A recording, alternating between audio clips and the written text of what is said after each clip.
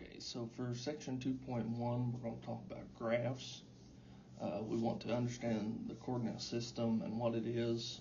We want to talk about equations and how those are related to graphs. We'll identify both x and y intercepts, and we'll talk about approximating solutions from the graph.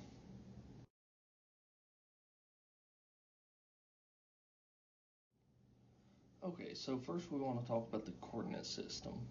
The coordinate system consists of a horizontal number line, which we call the x-axis, and a vertical number line, which we call the y-axis. And by using the coordinates of a point, we can locate the point on the graph. And ordered pairs are always written in a x and y format. So just to show you for like 2, 3, that would be x, y, right? So if I come over here and I just draw, just kind of a rough sketch of a graph. Okay, so that means that I am 2 in the x direction. So I would count over 1, 2, and then I'm 3 in the y direction. So I would go up 1, 2, 3, and so then 2, 3 would be located there. Okay. If I were to be negative, like with -4, then I would go -4 in the x direction, but +1 in the y direction. And then 28,000 and 32,000 are the same concept. Okay, so those are just a location in space on our two-dimensional graph.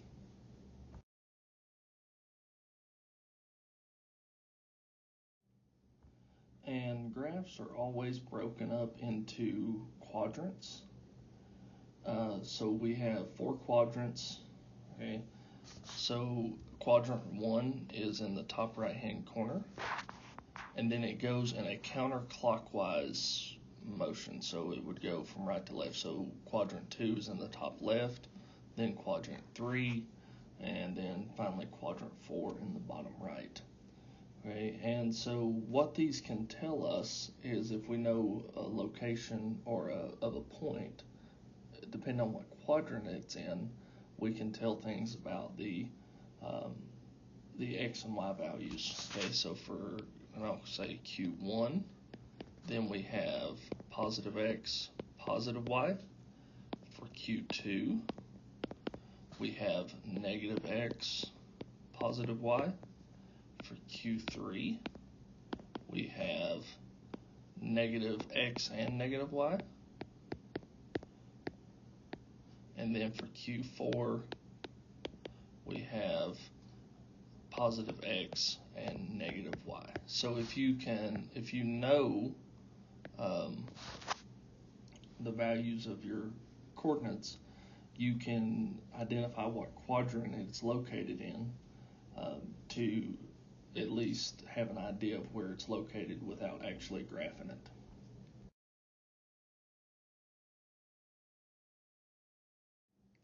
So using that list on the previous slide of identifying the quadrants, go ahead and pause the video and identify these where these 4 are located.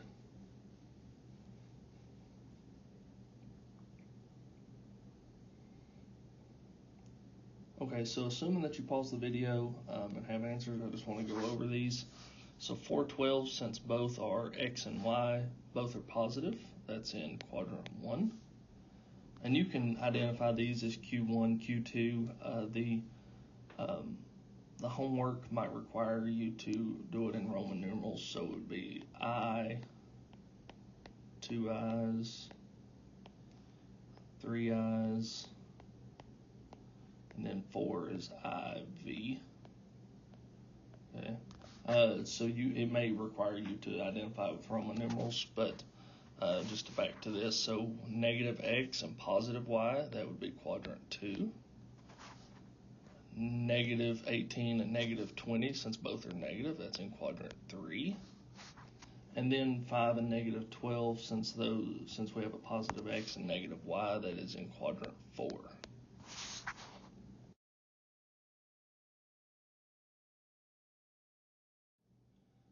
Okay, so now let's talk about equations and graphs. So equations can be graphed, and the solutions to equations are found on the line that's generated by the equation. So anything that lies on that line would be deemed a solution. And so to graph equations, there's a few different ways that we can do this. For this following example, I want to show you, and we kind of, at least when I was in undergrad, I learned it as, I think it was the 5 numbers of doom, so that we can use to graph equations.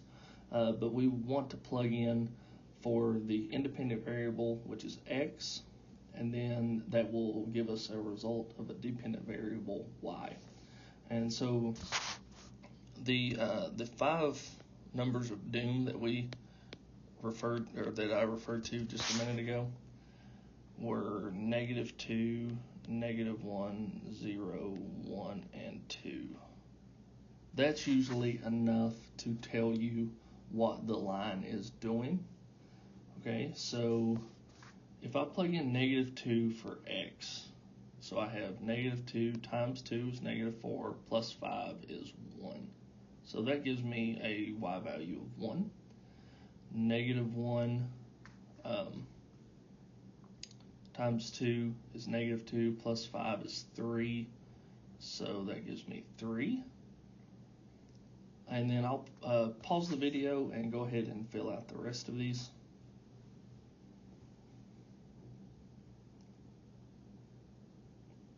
Okay, so assuming you pause the video, I'll go ahead and fill in the rest. 5, 7, and 9. Okay, so if you just want to sketch a rough graph on your just over to the side somewhere. All right, and so let's say I'm not very good at sketching, but we can at least get an idea of what it's going to look like, right? So at -2, I was at +1, so I'm somewhere about there. -1, I was at +3, so about there. 0 and 5, so I'm somewhere about here, give or take. It's supposed to be a line. You can use Desmos. 1 and 7 would be about here, and then 2 and 9 would be roughly there. And so we can see that that generates that line. So now any value that lies on that line would be a solution to this equation.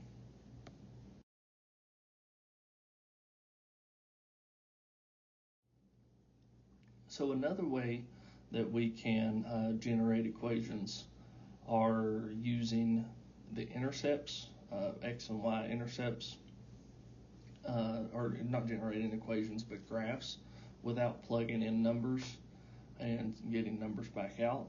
And so the y-intercept is where the line crosses the y-axis, or the vertical axis. So it is when x is equal to 0. Okay, then the x-intercept is where the line crosses the x-axis, so it's when y is equal to 0. So let's graph these 2 examples just using our intercepts. Okay, so to identify the y-intercept, I want to find when x is equal to 0. So what I'm going to do is I'm going to take this equation here, right, and I'm going to plug in 0 for x. Okay, so I have 0 is equal to 3y plus 5. All right, now I'm going to solve this just using our basic how we solved equations. So 3y is equal to -5. And then I'm going to divide by 3 and divide by 3, and I'll just find that y is equal to -5 over 3. Okay, so I have a y-intercept of -5 over 3. And then I'm going to do the same thing to find the x-intercept when y is 0. So I'm going to plug in for y is 0. So I have x is equal to 3 times 0 plus 5. So x is equal to 0 plus 5. So x is equal to 5. So here are my intercepts. And if you go ahead and play the next comment, you'll see that I do the graphing part there. Okay, so again, we had a y-intercept of -5 over 3 and an x-intercept of 5. So if I draw out a graph, and I'm just going to kind of rough sketch this here. Okay, so I know that,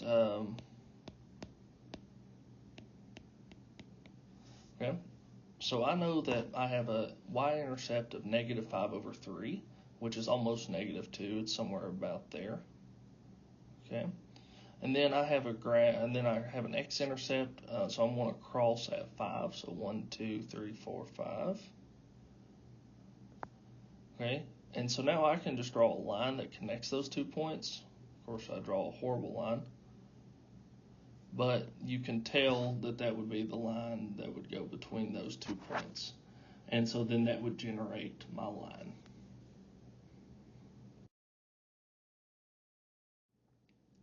All right, and so now let's talk about our second example, y is equal to x squared minus 16. Again, I want to find the intercepts. So for the y-intercept, I'm going to plug in x is 0. So I have y would be equal to 0 squared minus 16. And we can see that that is y is equal to -16. Okay, and then now I'm going to say I have 0 is equal to x squared minus 16. Now, there's a few different ways to do this.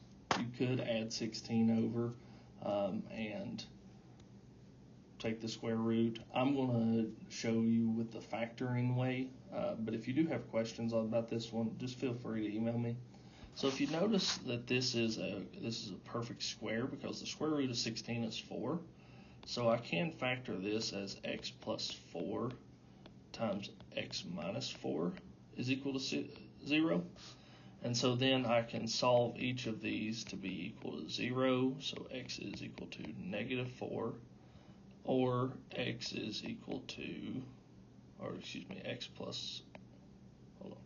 x minus 4 is equal to 0. So then x is equal to +4. Okay, so I have a y-intercept at -16, x-intercept at -4 and +4. Okay, so now I have a few more intercepts. I have 2 x-intercepts I'm working with, and so I'll show you how that affects the graph on the next comment. Okay, so we have our graph, and this graph is to represent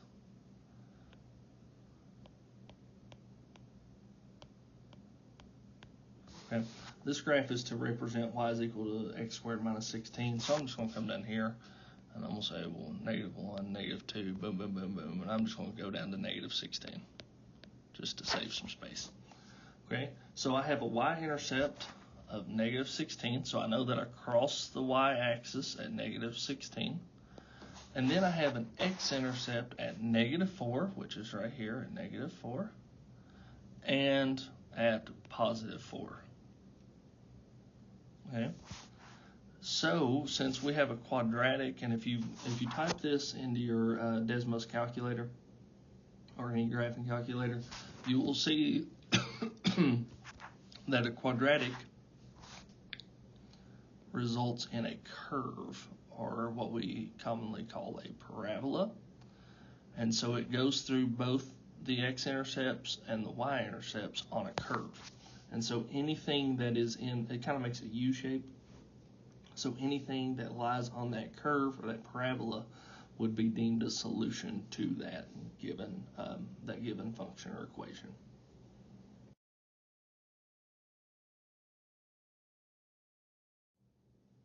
Okay, and so the last thing that we want to do with graphs for this section is approximate solutions.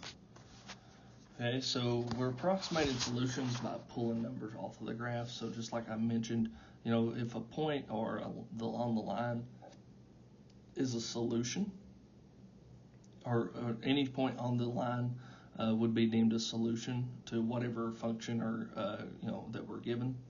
So the graph demonstrates a change of stock prices of a publicly traded company for 19 days. Okay, and we want to use the graph to answer the questions A, B, and C.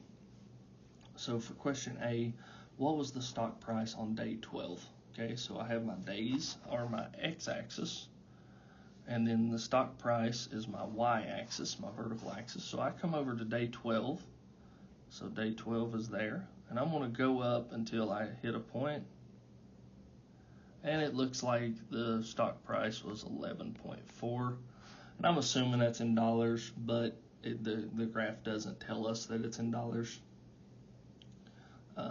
Okay, which is something to keep in mind when you're making graphs. Make sure you label things, properly, that you know what they mean. But if someone who was on the outside looking in could read it, they would also be able to tell what it meant. Okay, and then I want to look and say, okay, well, on what days was the stock price below 11? So $11 maybe per share. Okay, and so then I find my 11, which is here. Okay, so anything that is below that line would be an answer. Okay, so day 1 is definitely, it looks like day 2. And then I'm going to go on across, everything's above until I get to day 15. And then day 19. Okay, so all of those days are below the stock price of 11. All right, and now what is the difference in price between day 1 and day 19? Okay, so since I have difference, I'm going to subtract. So I go to day 19, and I find that the stock price there is, it's approximately 10.7. So for day 19 was 10.7. And I'm going to subtract day 1, which is approximately 10.5. So I'm going to subtract 10.5. And so it looks like the difference between day 1 and day 19 is approximately $0.2, maybe 20 cents, per share. All right, so this concludes section 2.1 on graphs, and next we'll get into equations and linear models. And if you have any questions, please email me, and if not, have a great rest of your day.